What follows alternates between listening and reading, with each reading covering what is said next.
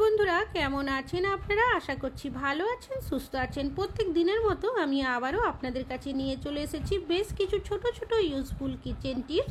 চলুন দেখে নেওয়া যাক আজকের প্রথম টিপসটা কি শেয়ার করি। বেশ কিছুটা পরিমাণের মাছ আমাদের প্রত্যেকেরই বাড়িতে কম বেশি নিয়ে আসা হয়ে থাকে। তবে মাছ যখন আমরা ভাজতে যাই, অনেকে দেখবেন মাছ ভাজতে গিয়ে ভেঙে ফেলে, ঠিকভাবে মাছটা ওঠাতে পারে না। তাছাড়াও কখনো কখনো দেখা যায় মাছ ভাজতে গিয়ে গরম তেল হাতের মধ্যে ছিটে আসে, বিশেষ করে যখন নতুন রাঁধুনি রান্নাবান্না করে থাকে।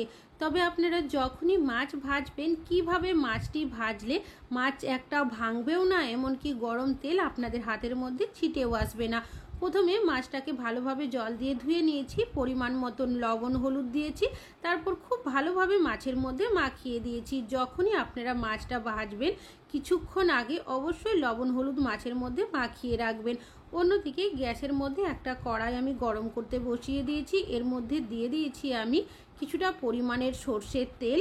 এবার তেলটা যখন একটু গরম হতে শুরু করবে তখন এর মধ্যে দিয়ে দেবেন সামান্য পরিমাণের লবণটা দেওয়ার কিছু সেকেন্ড অপেক্ষা করবেন, তারপর একটা খুন্তি বা হাতার সাহায্যে খুব ভালোভাবে লবণটা তেলের সাথে মিশিয়ে দেবেন আর তেলটাকে কড়াইয়ের চারিদিকে এইভাবে করে ছড়িয়ে দেবেন।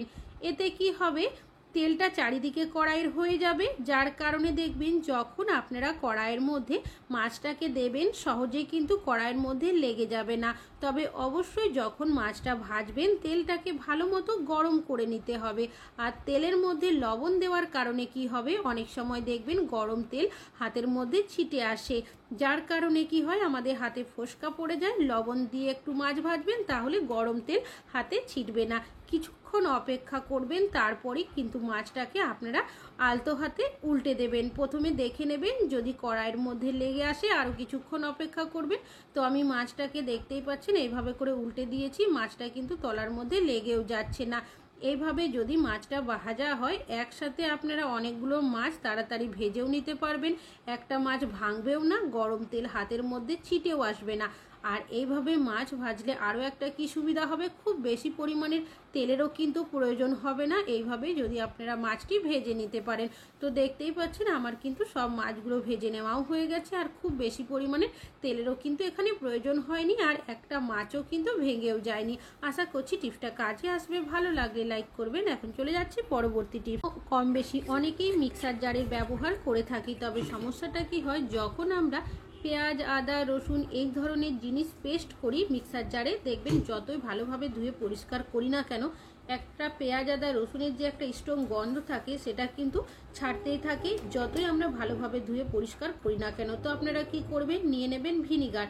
এখানে লেবুর রসের নয়, ভিনিগারেরই ব্যবহার করতে হবে। 2 ঢাকনা পরিমাণের ভিনিগার আমি দিয়েছি, আর সামান্য পরিমাণের বেকিং সোডা দিয়ে দিয়েছি। বেকিং সোডা দেওয়ার সাথে সাথেই রিয়াকশন করতে শুরু করছে, তারপরে একটু ভালোভাবে নাড়িয়ে নেব। ঢাকনাটাকে বন্ধ করে রেখে দেবেন আপনারা 1 থেকে 2 মিনিটের জন্য। চাইলে মিক্সারের মধ্যে একবার ঘুরিয়েও নিতে পারেন, তবে আমি এইভাবে রেখে দিয়েছিলাম 2 মিনিটের মতো। এবার ঢাকনাটাকে আমি খুলে নিয়েছি।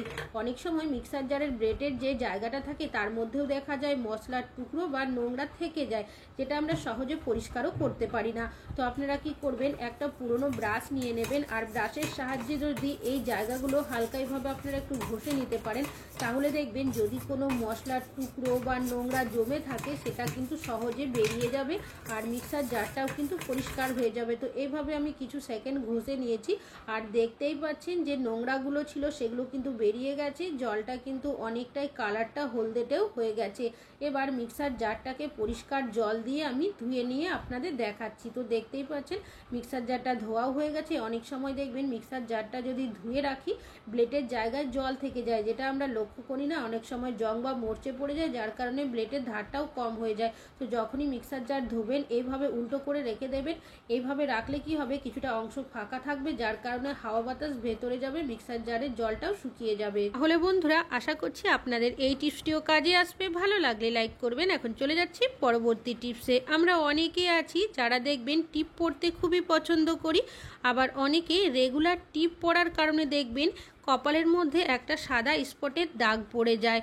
তবে সেই দাগ কিন্তু সহজে তোলাও যায় না। তবে যারা রেগুলার টিপ ব্যবহার করে থাকেন সেক্ষেত্রে একটা কাজ যদি করতে পারেন তাহলে দেখবেন সাদা স্পটের দাগ তো পড়বেই না, আর যদি পড়েও থাকে সেই দাগ কিন্তু আস্তে আস্তে চলে যাবে। আপনারা যেখানে টিপ পরবেন সেই জায়গার মধ্যে সামান্য পরিমাণের সর দিয়ে দেবেন, তারপর খুব ভালোভাবে ঘষে নেবেন। এবার এই যে একটা সরের আস্তরণ হলো সেই জায়গার মধ্যে আপনারা যদি টিপটা পরেন তাহলে সাদা স্পটের দাগ কিন্তু আর পড়বে না কোনো দিনই।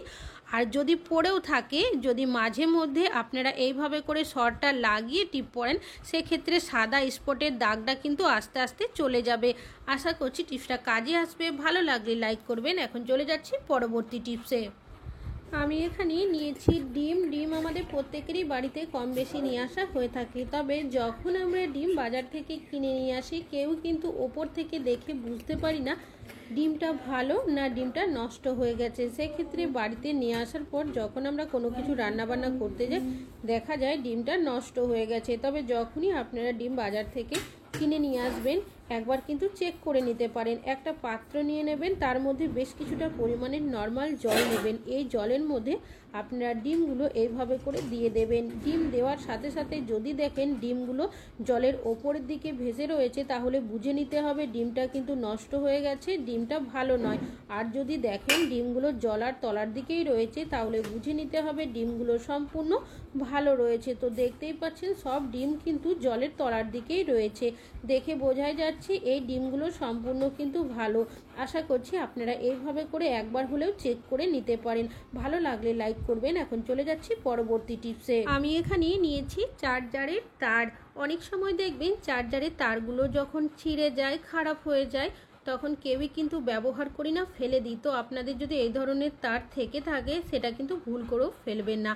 তো তারের কিছুটা অংশ আমি কেটে নিয়েছি। এবার তারটাকে এইভাবে মুড়িয়ে দেব, ঠিক ইউয়ের মতো করে হাতের সাহায্যে চাপ দিয়ে একটু সরু করে নিতে হবে। এবার এই তারটা আপনারা কি কাজে ব্যবহার করবেন চলুন দেখে নেওয়া যাক। আমি এখানে নিয়েছি একটা সেফটি পিন, বড় ছোট যে কোনো সেফটি পিন নিয়ে নেবেন। সেফটি পিনের মুখের জায়গার মধ্যে তারটাকে এভাবে একটু ঢুকিয়ে দেবেন। এবার তারটা যাতে খুলে না যায় এখানে আমি নিয়েছি একটা স্যালোটেপ। স্যালোটেপটা দিয়ে এইভাবে ভালোভাবে এটাকে পেঁচিয়ে একটু মুড়িয়ে নিতে হবে। এবার এটাকে আপনারা কি কাজে ব্যবহার করতে পারেন চলুন দেখে নেওয়া যাক। আমরা যখন ছোট্ট সাইজের সূচের মধ্যে সুতো পরাতে যাই অনেকে দেখবেন সেই সূচের মধ্যে সুতোটা ঠিকভাবে পরাতে পারি না। বিশেষ করে বাড়িতে যদি বয়স্করা থাকে সেক্ষেত্রে অনেকটাই সমস্যার মধ্যে আমাদের পড়তে হয়। তো এই ধরনের সমস্যা যাতে আপনাদের আর না হয় সেক্ষেত্রে আপনারা এইভাবে একটা টুল বানিয়ে নেবেন। এবার এই যে তারের অংশটা রয়েছে তার মধ্যে সুচটাকে প্রথমে পরিয়ে দেবেন। এবার সুতোর থেকে রিলটা আমি খুলে বের করে নিয়েছি। এবার সুতোর মুখটাকে এইভাবে তারের মধ্যে প্রথমে পরিয়ে দেবেন। তারপর আপনারা সুচটা যদি এইভাবে টেনে নেন খুব সহজেই দেখবেন ছোট্ট সাইজের সুচের মধ্যে আপনারা সুতোটা পরিয়ে নিতে পারবেন। আশা করছি আপনাদের টিপসটা কাজে আসবে। ভালো লাগলে লাইক করবেন। এখন চলে যাচ্ছি পরবর্তী টিপসে। আমি এখানে নিয়েছি পেঁয়াজ আমরা প্রত্যেকেই রান্না বান্নাতে ব্যবহার করে থাকি। তবে যে পেঁয়াজের বোটার অংশগুলো থাকে কেটে বাদ দিয়ে দিই, সেগুলো আপনারা কি কাজে ব্যবহার করবেন চলুন দেখে নেওয়া যাক। ছুরির সাহায্যে এভাবে একটু কাট করে নিয়েছি যাতে করে রসটা বেরিয়ে আসে। নিয়েছি এখানে টুথপেস্ট, যে কোনো সাদা ধরনের টুথপেস্ট আপনারা দিয়ে দেবেন। তারপর খুব ভালোভাবে পেঁয়াজের মধ্যে এইভাবে করে লাগিয়ে দেবেন। এবার আপনারা চাইলে এই পেঁয়াজগুলো ডাইরেক্ট ব্যবহার করতে পারেন, আর যদি চান একটা সেফটি পিনের মধ্যে এইভাবে করে লাগিয়েও কিন্তু ব্যবহার করতে পারেন। তো কিভাবে ব্যবহার করবেন চলুন দেখে নেওয়া যাক। আমরা রাত্রে যখন কিচেনের লাইট অফ করে শোয়ার জন্য চলে যাই অনেক সময় দেখা যায় এখানে টিকটিকি ঘোরাঘুরি করে, ছোটোখাটো পোকামাকড় আরশোলা চলে আসে। আপনারা এইভাবে করে পেঁয়াজটা রেখে দেবেন। আর টুথপেস্ট মিশে যাওয়ার কারণে এমনই একটা স্ট্রং গন্ধ বেরোতে শুরু করবে যার কারণে এখানে টিকটিকি আরশোলা কোনো পোকামাকড় আসতে পারবে না। চাইলে গ্যাস ওভেনের নিচেও রাখতে পারেন।